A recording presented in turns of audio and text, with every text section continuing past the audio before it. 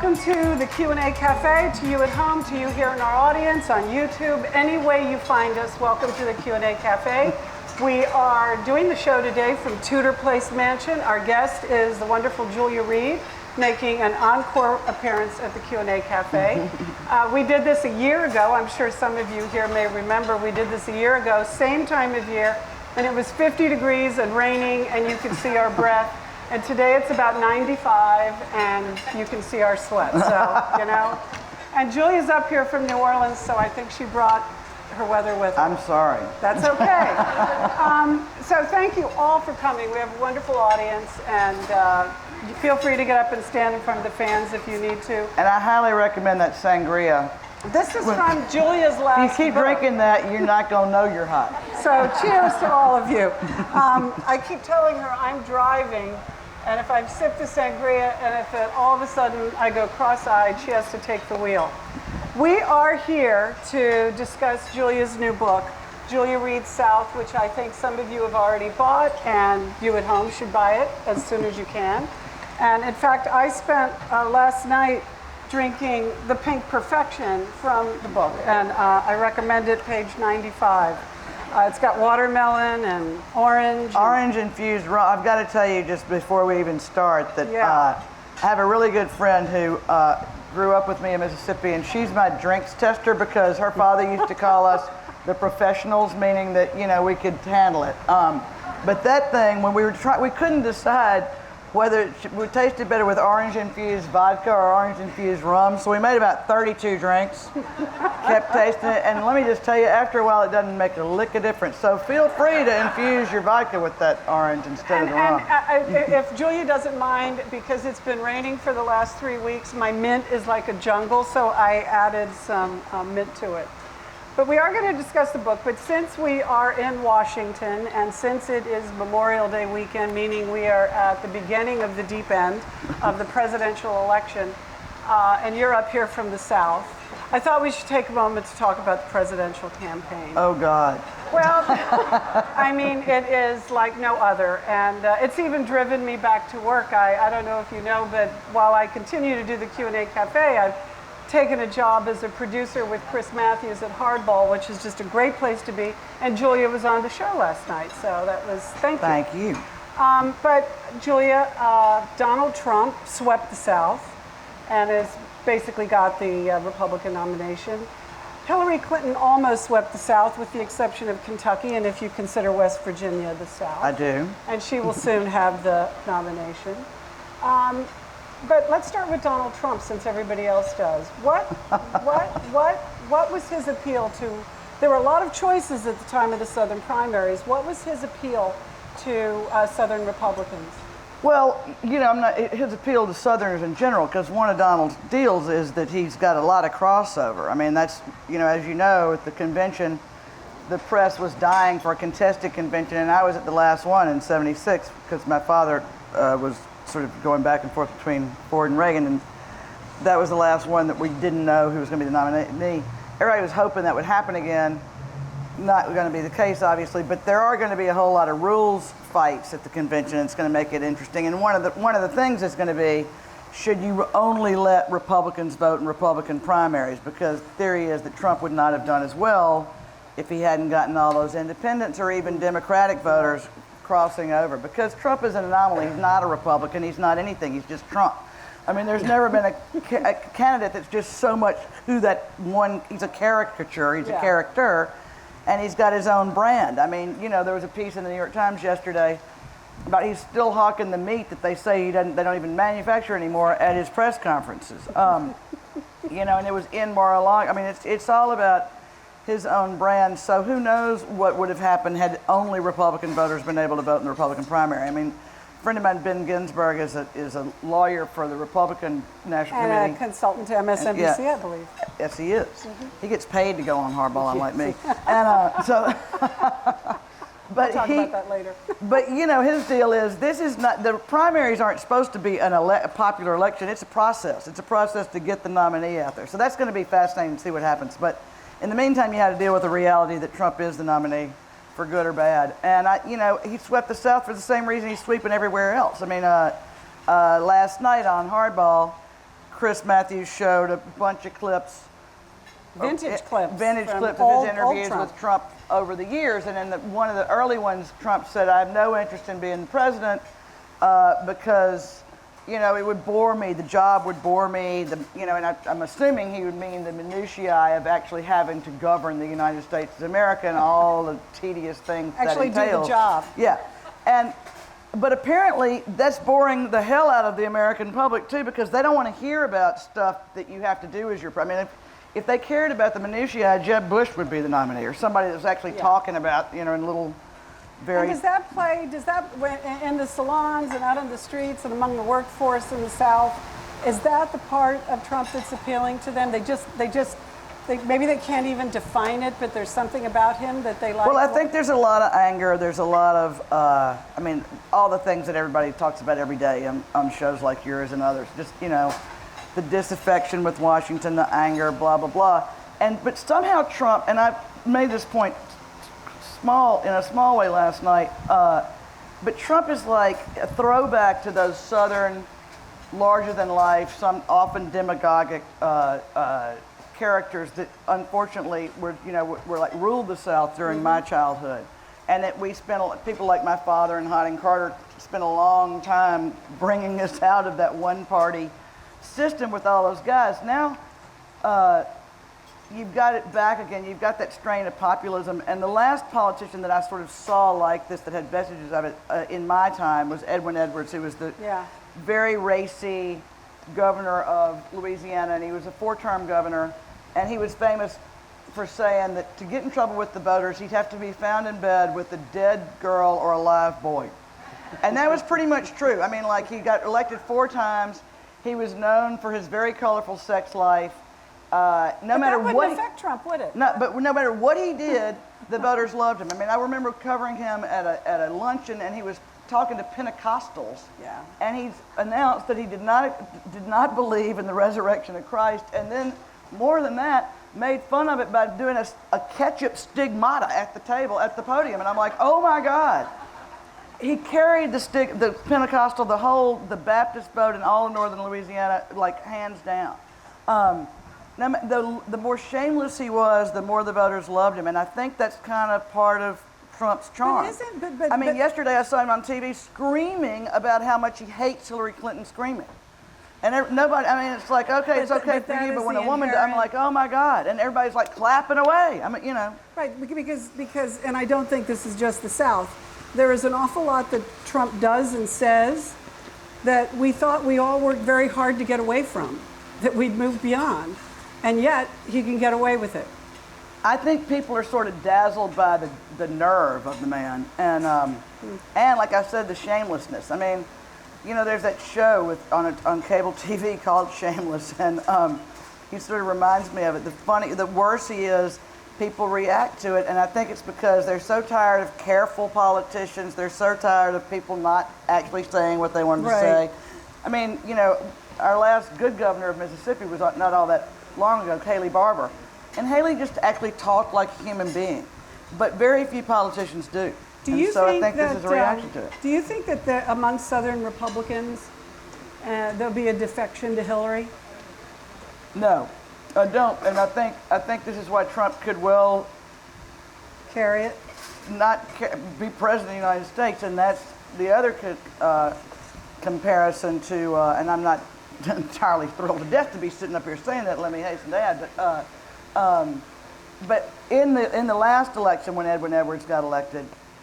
By this time, he'd been tried for corruption twice, and everybody knew he was a crook, and most of the voters of Louisiana were kind of sick of him. And we have a weird open primary system, so he ended up getting the nomination, and then he ended up, in the Democratic nomination for the governorship, and then he ended up being in an election against David Duke. Okay, well now, whatever you think about Edwin Edwards, he's pretty horrible, maybe, but he was not, like a Klansman. And so David Duke had been the grand wizard of the KKK, white supremacist to the core, and terrifying to most people. And if Louisiana had elected him as governor, that would have been it. I mean, the economy would have tanked even worse than it already is. I mean, on and on. It would have been a catastrophe. So all these people that hated Edward Edwards' guts the newspapers who had been piling on him for years, you know, endorsed him. The famous bumper sticker was "Vote for the crook, it's important."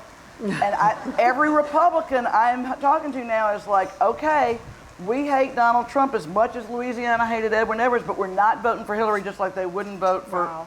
So I mean, I'm telling you, it's that strong. Could a third-party candidacy get any traction in the South? So that's. I mean, when people were talking about Michael Bloomberg and people, you know, like thinking people that like competent leadership and stuff were like, oh, that'd be nice, Michael Bloomberg. Why wouldn't he be president? He'd be a nice president. That's insane. I mean, like nobody. I mean, like outside of New York. I mean, I would give like $1 million to see Michael Bloomberg come to Mississippi and campaign. It'd be hilarious. Or go to West Virginia or Utah for that matter. I mean, the dude outside of his comfort zone does not really translate. The 95 corridor, I think. And also, here the death knell for Michael Bloomberg would have been when he made everybody put the calories of giant drinks on the exactly. I mean, the Double Quick franchise in Mississippi, which is like $1 billion business, would have shoot him out of town. And thank you for that wonderful segue to food. But with one little last moment of presidencies and presidential candidates, that Donald Trump is a junk food addict, and he admits to it. Which would mean that it goes to his eyes look like mine do after I've eaten a whole lot of salt and drunk a lot of whiskey every morning. But then we're about to move on from a first lady who planted a vegetable garden on the White House lawn, which was a wonderful thing. I mean, once upon a time, everybody had a garden outside their kitchen window. No, I know. I say that Southerners especially were the first. I mean, long before farm to table was a thing, we were just doing that. Yeah. I mean, that's like. So this is your 5th book? I think so. I think it's your 5th book, and not all have been food, but your last one was pertained to sangria, among other things. And you're drinking her mother's or your own sangria recipe, which means it's got a little extra kick in it. So what was the motivation for this book, Julia Reed South? Well, it was sort of an accident, like most things are that I do. But I mean, I'd never meant to be a food writer of any kind. I was a journalist here during my college years. In my early 20s, I worked for Newsweek and then U.S. News and World Report, back when those things were actual things. And then I moved to New York and I was working for Vogue, and I covered everything from fashion to politics. I did a lot of politics for Vogue, and the only thing I didn't cover in my entire career, I worked as a business reporter briefly, which was a shocker to my family. But the only thing I'd never written about was food, which was always an obsession of mine. And I grew up in a family of, my mother was a great entertainer and stuff, but. It was not my intention to become a food writer, and I happened to be given I had an apartment in New York when I was working for Vogue, and a friend of mine, a colleague at Vogue, was leaving to go to another magazine, and so I had a goodbye party for him, and it wasn't my usual group of people. It was all these Yankees, for one thing, and they'd never been to my apartment, and that means they'd never eaten a deviled egg, like the delicious deviled eggs that are on those tables back there. Yeah, and I think this menu actually is from. And so I had all the things that my mother always used to have at a cocktail supper, that she calls it, and so, which meant I had like pimento cheese sandwiches, and I had ham biscuits, and I had deviled eggs, and I had tenderloin on like yeast rolls that I used to FedEx up from Sister Schubert, which I highly recommend, and so. People had never seen this stuff. I mean, I had a big bowl of lump crab meat made like they do at the Galatoire's in New Orleans, and everybody's kind of standing around looking at this, not quite knowing what to do, and then they started eating, and people started chasing the trays of stuffed eggs around the room. And so the next morning I was lying in bed and getting over this particular event, and the phone rang, and it was an editor from the New York Times Magazine that I didn't even know was there, and he said, "Have you ever written about food?" I mean, like, seriously, when I'm in the South, I tell people, I'm like, almost anybody in this audience could have gotten the job because they know how to make pimento cheese or put some ham on a biscuit. It's not that hard. But it was so unusual. And I would argue the way you do it makes a difference. Well, thank you, but still, I mean, it's just good food, like normal, simple food that tastes good, as my mother always says. But Julia, in every one of your columns for Garden and Gun, and if you don't read her column in Garden and Gun, you should subscribe and read it. No matter what it's about, it it connects with food in some way. And it seems to me that that growing up, your childhood, food was always a huge part of your life, and in a very essential sort of anthropological way. I mean, when you write about food, you don't just write about the dish, you write about how we arrived at that dish and why we like it and the best way to make it. Well, I mean, food in itself is not all that interesting to write about. I mean, you know, it's like a biscuit. There's not that many things to say about it. But what food mostly is to me is memories. You know, it's if I eat fried chicken, I know back in my sort of back brain, I'm thinking about all the women in my life that fried chicken in an iron skillet for me. I mean, it's just everything. Food to me is so evocative, and especially Southern food that we all kind of grew up eating, and everybody's got connections. I mean, my mother's going to be 80 years old in August, and she'll go off into a reverie about the fried peach pies that her childhood cook made her. I mean, seriously, to this day. Talk to us for a second about two things you just mentioned, because they were on my list. Talk to us about fried chicken and talk to us about peaches. Okay, fried chicken. Well, I mean, I've got a great friend of mine who's a songwriter named Jimmy Phillips, wrote a song called Fried Chicken. It's a great, it has a line in it that says, "Full awareness is heightened when the grease goes to your brain." But anyway, it's a damn good song. I highly recommend y'all trying to find that on the web somewhere. But fried chicken is such an uber Southern thing, but in this book, my previous books were essays about food with recipes afterwards, and a lot of y'all in this audience have been nice enough to buy those. This is an actual cookbook, which was kind of daunting. I mean, like with pictures of food. So I mean, I couldn't just kind of wing it. It's menus as well. You know, it's not just the recipe. I mean, I had to cook it, put it on a plate, make it look good, and then hope that the recipe makes sense, because I totally never write anything down. So I had to make all this stuff like 150 times. To make sure, because I'll just go, and then I'm like, oh God, I forgot to write that down. I have to start all over again. So, but in this chapter, there's a chapter at John and Keith Meacham's house. John Meacham, as you know, is a big Pulitzer Prize-winning author. His wife is a good friend of mine. We grew up together in the Mississippi Delta. And so I had this summer supper on their lawn in Nashville, Tennessee, and so we had 40 people there, and we were going to have fried chicken, and we were going to have ham biscuits. And so I'm like, I know how to make fried chicken, but I am not on your life. That chicken right there came from the Piggly Wiggly, all right? I'm not ashamed to say it, because I say it in the book. Anyway, so, anyway, I know how to fry chicken, but I'm not thinking, I got better things to do with my whole life than stand in the kitchen and frying chicken for 40 people. And I'm not going to do it as well as those people. I mean, like when I was growing up, you knew at the gas station that like the best fried chicken lady was going to be at the Double Quick on this corner between like noon and 7 on Saturdays and Thursdays. I mean, like everybody knows like the best fried chicken cook around. There are a bunch of great fried chicken places in New Orleans, and I frequent them all. I discovered a new one last week, and I was so happy.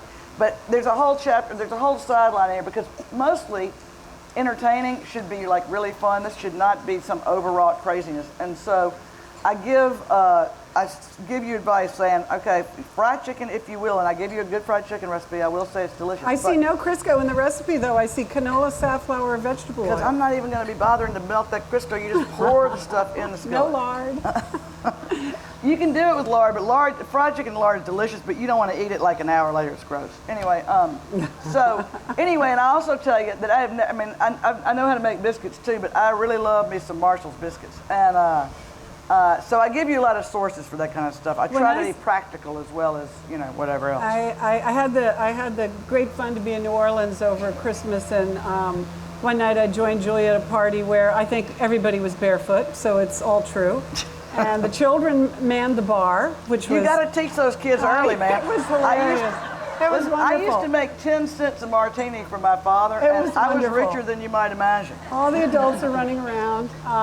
But Julia took me into the kitchen, and there were 2 hams, right? The Basque Country hams, yeah, and from not Virginia. just one biscuits, but 3 different kinds of biscuits. Well, there's always like, you know, there's like, there are tribes of like, you know, people have very strong feelings about pimento cheese. They have very strong feelings about biscuits, or brands of biscuits. I mean, in here, like when I was having this dinner, Keith Meacham and I had like a brawl about whether we were going to serve Marshall's or Mary B's biscuits, but in the end, we just served both. Well, biscuits are a wonderful thing. So. Yes, they are. But so peaches. I also, because we're about to be in peach season, aren't we? Well, those peaches, fried chicken, okra, all those kind of things are sort of, you know, these sort of southern things. Well, what do you do with peaches in here? I actually just have like some peach jam to go on the biscuits with the country ham, which is like delicious. And I can't, oh no, and I do, oh, thank you, Carol. Whoops. It's been a while since I wrote this book. No, I put some peaches. We did a because tomatoes are another thing that, you know, we celebrate so much. And so I did a 6-course tomato dinner at my friend Ben and Libby Page's farm, and it was so fun. And we paired everything was pink. That was where the Pink Perfection drink came from. And we paired all the tomato courses with rosés, which was really fun. And you'd be surprised. And all those pairings are in the book, too. And all the pairings are in the book. I'll tell you which rosés to do with whatever. And then for dessert, we even have a tomato tart tatin, but that was not, it was not sweet. It was kind of savory. And for dessert, I was out of tomato ideas. So but I was not out of wine. And so, so I poached peaches in some Zinfandel syrup, which was mighty tasty, and put them on a shortbread, which is a shortbread biscuit, which is just another biscuit. And dollop some white chocolate whipped cream on there. It was really good. Let me ask you these peach questions. Do you care where your peaches come from? What state? You know, I know where the ladies on the different country roads are and the different places I drive. I know where their stands are, and I just know the best, you know, everybody has their best farm ladies or their best farm guys sitting around. Because you lived in this area once upon a time, and did you think that we got good peaches? I don't think I paid enough attention to it when I was living here. You frankly. were too busy driving around and kicking it up. And what's the texture of the peach? What do you want the texture of the peach to be if you're going to cook it? So, well, you need it to be a little firm if you're cooking it, but you still want it, if you're eating the peach, you need to be standing, just like a really good tomato, you need to be standing over the sink. Yeah. If you don't have to stand over the sink, you don't want to eat that tomato and you don't really want to eat the peach. And speaking of tomatoes, talk to us about fried green tomatoes. Well, that's a thing, you know, that we grew up eating, and now it's a gourmet thing. I mean, like, you know, everywhere I go now, it's like fried green tomatoes with some kind of stuff on top. I'm a purist when it comes to a fried green tomato. I just want it unadulterated. I mean, like in New Orleans, they're fried green tomato and shrimp remoulade po' boys. That is like too much, or as a friend of mine used to say, too much sugar for a dime. I mean, it's like, you don't want all that stuff. And fried pickles? I do love a fried pickle, which were invented at the Hollywood Cafe in Hollywood, Mississippi, which is just south of Memphis, and they are a delicious thing, but only if you got those like little thin dills. I'm a very particular fried pickle. What was I think it was in your column in Garden and Gun, what was it, the pickle story you wrote that had to do with Calvin Trillin and Kool-Aid?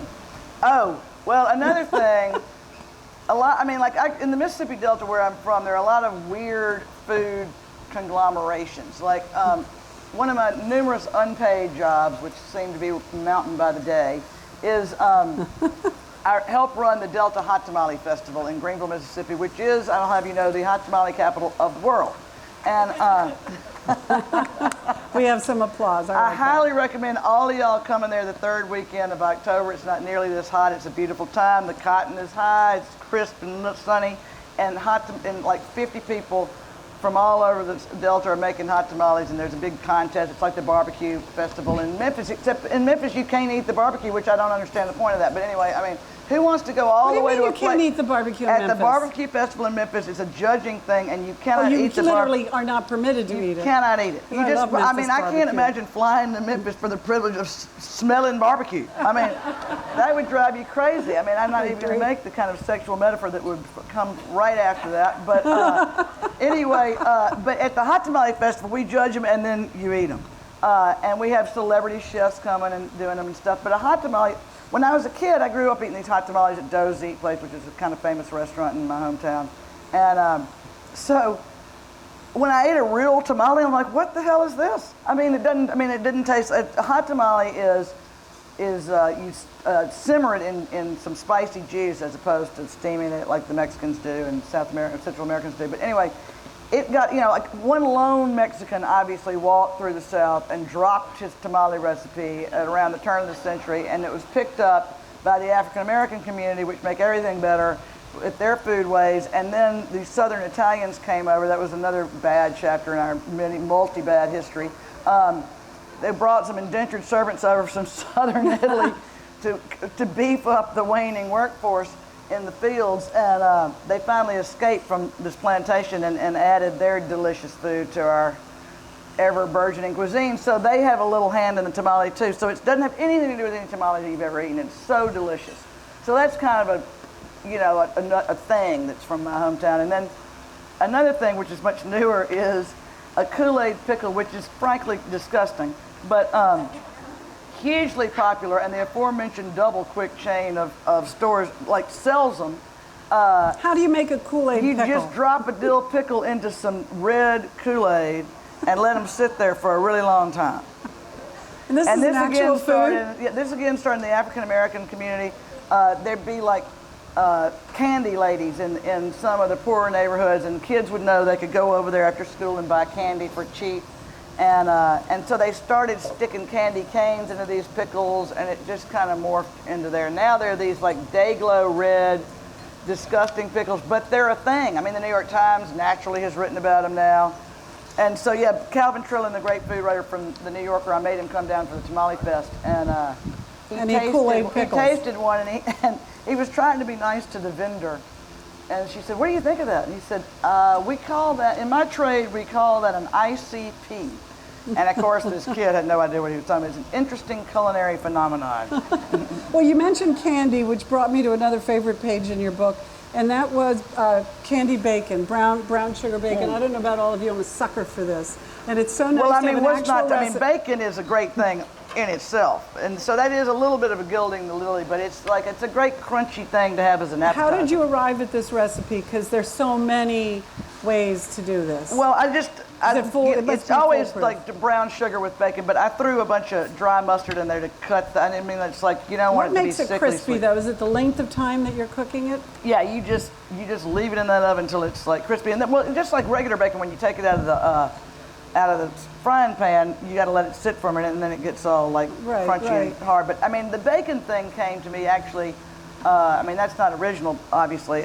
My version is slightly original, but when I was a kid in Washington, I used to be the token young person at Susan Mary Alsop's great dinner parties, and that was when Washington still was a city of powerful hostesses, and people of both parties used to talk to each other and go to dinner parties together. And I think actually that method of bringing official Washington together was more useful and made more of a difference than we think, since, Absolutely. The two we parties talk to each other then. And they go to people like Kay Graham's house and Susan Mary Alsop's house and Evangeline Bruce's house and O.C. Charles's house and all those great lady hostesses, and things would actually get done. But I didn't know any of this because I was like a sophomore in college, and Susan Mary called me and she said, "You've got to come over. Do you have an evening gown?" And I'm like, "Yeah, I can borrow one." And she said, "My token young thing has dropped out." So I realized, then she told me later, she always had a token young woman at this party, and I was seated in between Caspar Weinberger and Brent Scowcroft. Who at that point were the Secretary of Defense and the National Security Advisor. Much younger version of themselves. I had not a whole lot to say to either one of them, obviously. Caspar did offer to help me with anything I would ever need in my life and told me to call him up. I thought to myself, really? Okay, I'm a sophomore at Georgetown. You're the Secretary of Defense. What could that be?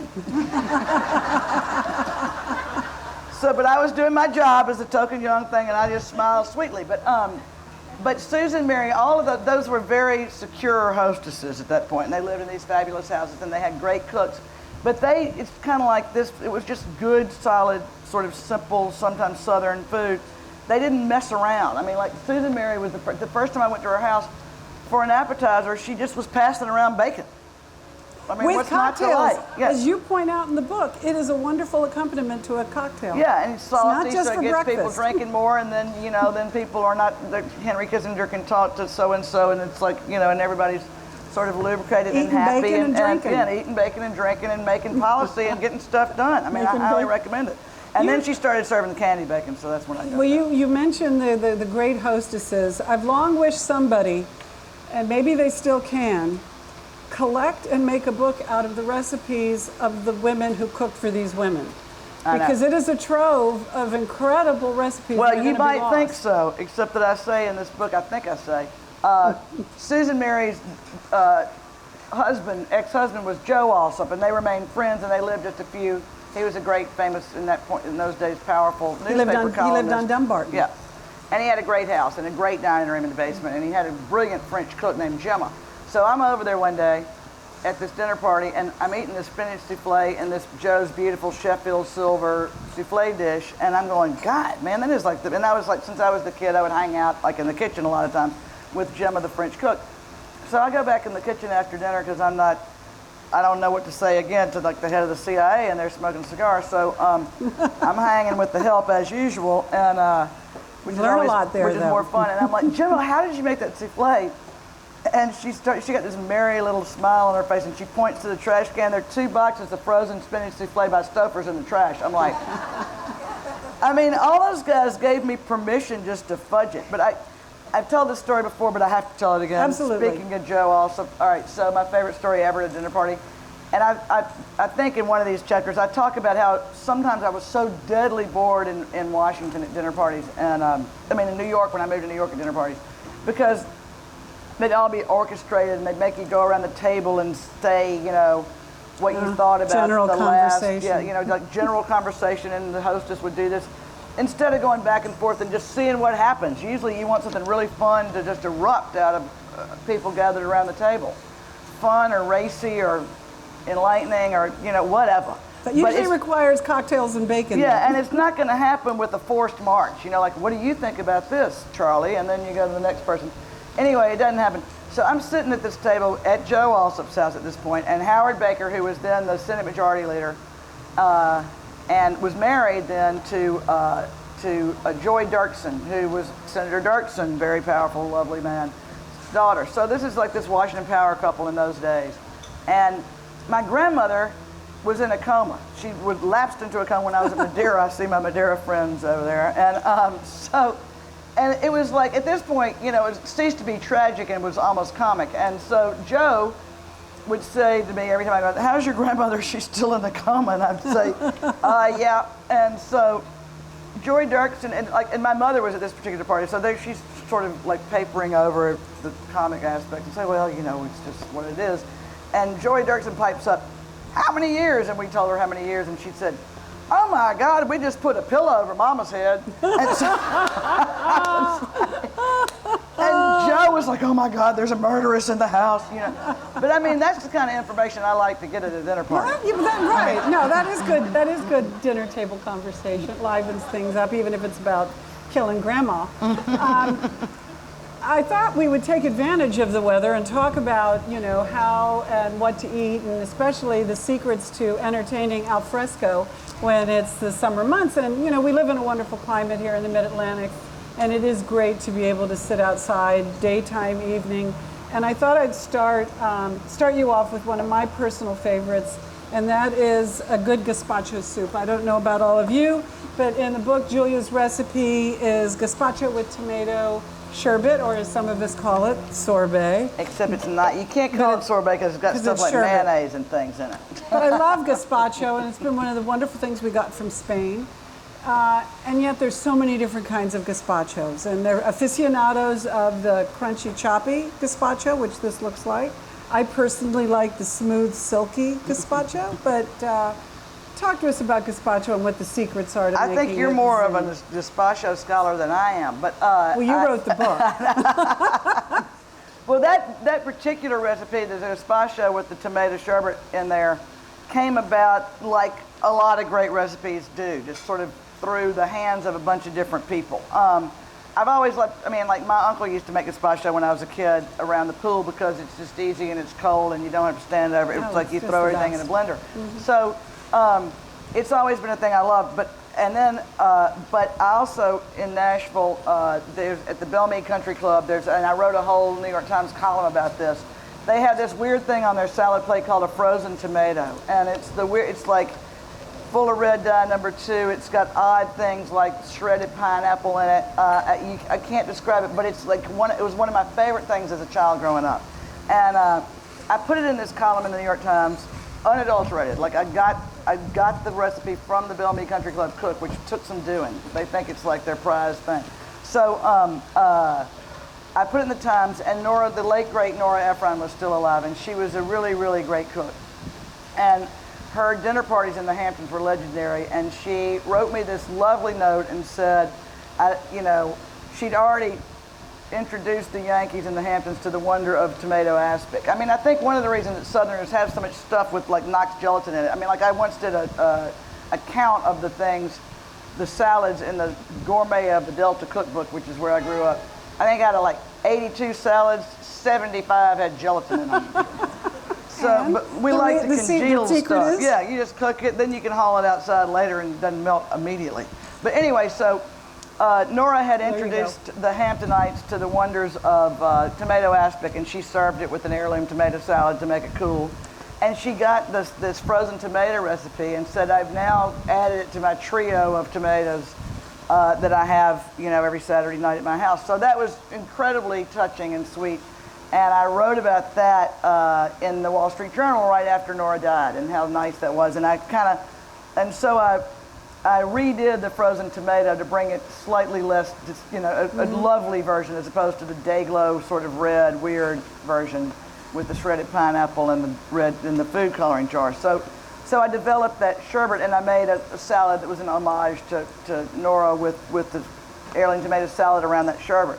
So then, about a week later, Charlotte Moss, who's a decorator in New York, she has a blog, and she very sweetly gave me a shout out about how delicious the tomato sherbet was, and she says, well, I had it for dinner like Julia told me to, and the next morning I had all these people over, the next day at lunch I had all these people over, and I just plopped it in the gazpacho, and I went, aha. So, this whole thing went from the Bellmead Country Club in my childhood through the great Nora Ephron into Charlotte Moss's very lucky lunch gets at her fine house to me. So, but I tell that long story. I give everybody credit. It's a wonderful story, and that's why you're here to tell us those stories. But we only have a few minutes left, but let's talk about... Yeah, these people are going to die out here. I'm feeling very guilty You're about doing y'all. great, I think. You're doing great, and thank you for hanging in with us. But what do you want from an outdoor dinner? What works for you dining outdoors, whether it's daytime or evening? What are the things that make it relaxing and comfortable and a winner in your eyes?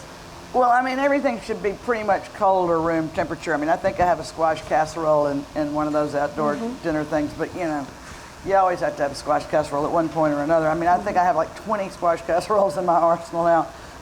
And there's a reason for that, because if you have a vegetable garden, by the end of the summer, you better make 20 squash casseroles, because the squash is taking over the world. But,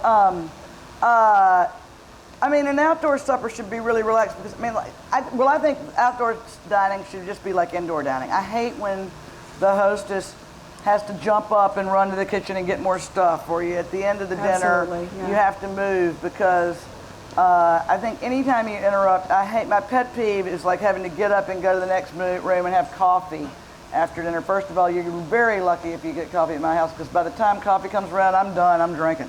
I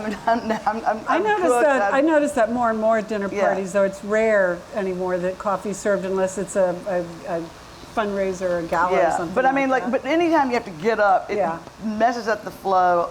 Some of the best conversation, whether it's about killing grandmothers or whatever, comes when people are really relaxed now and they push their chair back and you're sitting outside or you're sitting at the dining room table.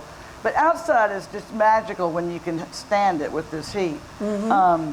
And you just have everything you don't have to rush in and out with. So that you can just push aside. One of the menu that corresponds with the cover. Where did you shoot this? That was outside of Nashville, about an hour and a half outside of Nashville in Giles County, Tennessee. Ben Page is a pretty well-known landscape architect, and he and his wife, who I grew up with every summer in Nashville, have this amazing farm out there. And I go out there every summer with them. But as soon as I saw that red barn, I thought. And he does this incredibly beautiful English parterre garden, but in the gardens there, instead of formal, whatever growing there, there are zinnias and tomatoes and, and that kind of stuff growing in between the boxwoods. I know you worked with photographer Paul Costello, who did all the photos. Did you design all the tableaus for each of the shots, or did you Yeah, honey, I work was together? like the stylist, the cook, the dishwasher. It had to be so much fun, though, Julia. The Teamster Union. we haul. It was like going on a road trip with parties. And the photographer is a really good friend of mine, And we didn't want to stage anything. I mean, like, if I'm going to go to the trouble to cook all this food, and I'm going to open up some really good wine or make some drinks, I need people to come and share it with. So it's kind of exhausting because we have these parties. We learned not to do shoots back to back because some of the parties got raucous toward the end, and then Paul would have to be standing up on the ladder doing an overhead shot of the dining table, and I was scared he was going to die. But we had a lot of fun. You can tell, like in the Duck Dinner chapter, which was filmed which was shot at the Baby Doll House near my hometown, where they filmed a very demented Tennessee Williams movie, Baby Doll. Elia Kazan came down there. I highly recommend y'all going and getting your laptops Carol Baker, open. right? Carol Baker in a Baby Doll nightgown in a crib. All right, it's so sick. But they filmed it at this Baby Doll House, and they stayed with the Carters. Marcia Carter is over there. There she is. Elia Kazan stayed in Honey and Betty's house, and Philip gave Carol Baker a ride home to the Greenville Hotel. He said he's never gotten over it. Anyway, I digress, sorry. You're among friends. But it was a big deal, and so we forever called that big old plantation house the Baby Doll House because it was filmed there. But we had a great party out there, which you can see, and in the middle of it, we had a tornado, then a hailstorm, and then the sun came out. So we just withstood the whole deal. But there feels like we might have a tornado here today.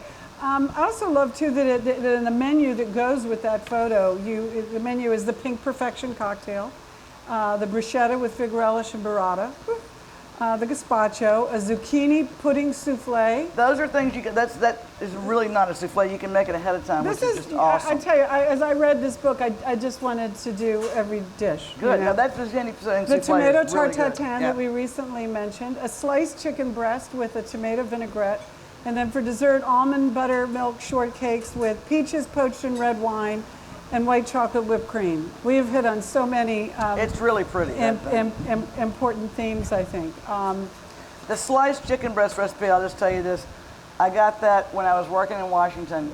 I had taken a year off from college because I was working at Newsweek in the afternoon, and I was thinking, well, you know, I'm going to figure out what I want to do with the rest of my life and who actually needs college because I already have a job. My parents did not see it that way and cut me off completely, and so I took a job in the morning at the only place I could find in the want ads selling cookbooks over the phone for Time Life in some weird, like, second floor office up in Wisconsin Avenue. And you go in there and you're in a cubicle and you're on the phone all day long calling people up, trying to sell them the Time Life Good Cook series in my case. And I dug that book so much, I was selling the hell out of that, and they gave me a set of it because I sold so many. And this book was written by Richard Onley, I didn't know anything about any of these people at that point. Richard Onley is a brilliant American who was living in France, and Jeremiah Tower was his protege who ended up putting Chez Panisse on the map really more than Alice Waters did. And they did that book on the poultry chapter, which was the introductory volume that you got if you bought the series. So I knew all about the poultry chapter. And this thing, I'm happy to say, looks almost like it did in my book. And I have been making that thing ever since. This is the best tomato vinaigrette ever, but I learned it like, if I had gone to college that year, I wouldn't know a damn thing, and probably this cookbook would not exist. We only got a couple minutes, and I wanted to, we're launching into summer here, and I was reading one of your columns. You were actually talking about favorite songs of summer and the way they resonate with us throughout the years. But you had a wonderful description of summer that I just wanted to read. You said those 3 supercharged months marked by freedom and possibility and some life-changing moment of love or lust or longing for something you might not even know yet. Is that how you're looking forward to this summer? You never know, Carol. You never know, yeah. I know you were talking about yourself as a college girl, you're but never too old to see the possibility of summer. You're never too old to, and throw a party because, honey, that is where stuff happens. I mean, when I was a kid, I'll leave y'all with this. When I was a kid, my favorite job, I was sent out to the bushes the next day. And you come back and they'd be like one shoe. I'm like, I wonder how that chick got home with one high heel, you know? It's like, there was one woman that used to leave her evening bag so much that it had like a little thing pinned on the inside, if found, please call. You know, and you find this stuff scattered all over the place. And you knew some really good stuff had happened. And then I used to get in the pear tree on the other side of our next door neighbor's fences, and they were photographers and writers for National Geographic. So every year they had this big party in Greenville, Mississippi for their editors for National Geographic, and they decided to just like show them how crazy we could get in the Delta. and I would get up in the tree, and my babysitter would take a plank out of the fence and pull a chair up to it. And we would just watch the party, because this is long before Netflix or whatever. It wouldn't be summer without at least one good walk of shame, right? That's the kind of party you Well, want to see, Julia, or at least attend once in your life. Thank you so much. Thank you so much for coming and enduring thank you to all of you, and thank you to Tudor Place, and thank you to DC Cable. Yeah, that's a nice and the book is Julia Reed South, and you can use it all summer and into the months ahead. Thank you all very much. Thank See you, at the Carol, next for one. having me as usual. Thank you, Julia. Thanks, honey.